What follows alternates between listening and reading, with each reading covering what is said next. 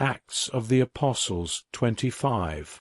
Festus, therefore, having come into the province, after 3 days went up to Jerusalem from Caesarea.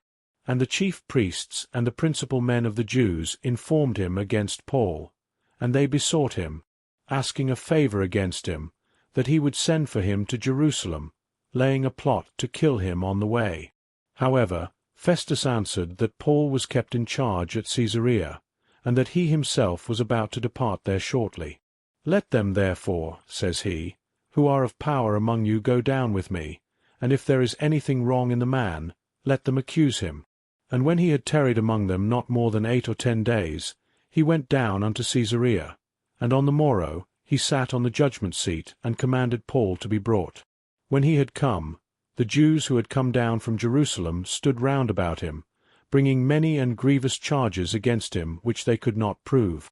While Paul said in his defence, Neither against the law of the Jews, nor against the temple, nor against Caesar have I sinned at all. But Festus, desiring to gain favour with the Jews, answered Paul and said, Will you go up to Jerusalem and be judged of these things before me? But Paul said, I am standing before Caesar's judgment seat, where I ought to be judged. To the Jews I have done no wrong, as you very well know. If then I am a wrongdoer and have committed anything worthy of death, I refuse not to die.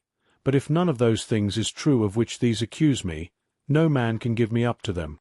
I appeal to Caesar. Then Festus, when he had conferred with the council, answered, You have appealed to Caesar you shall go.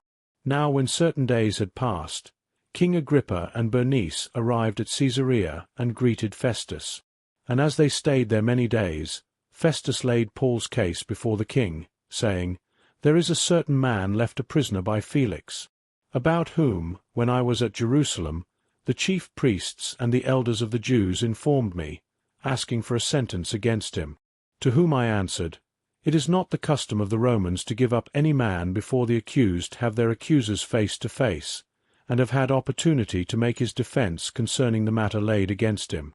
When therefore they came together here, I made no delay, but on the next day sat on the judgment seat and commanded the man to be brought, concerning whom, when the accusers stood up, they brought no charge of such evil things as I supposed, but had certain questions against him of their own religion, and of one Jesus, who was dead, whom Paul affirmed to be alive.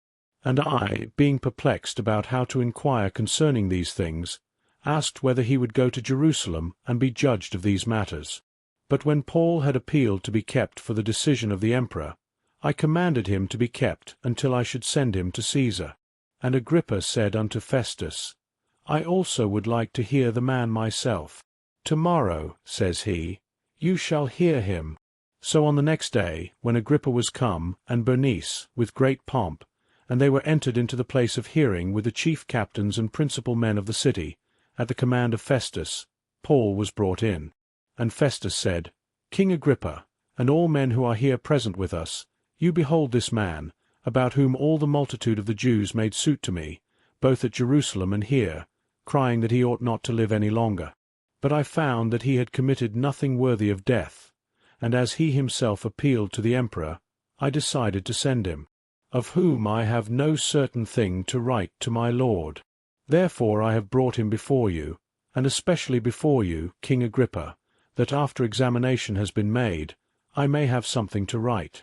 For it seems to me unreasonable, in sending a prisoner, not to also signify the charges against him.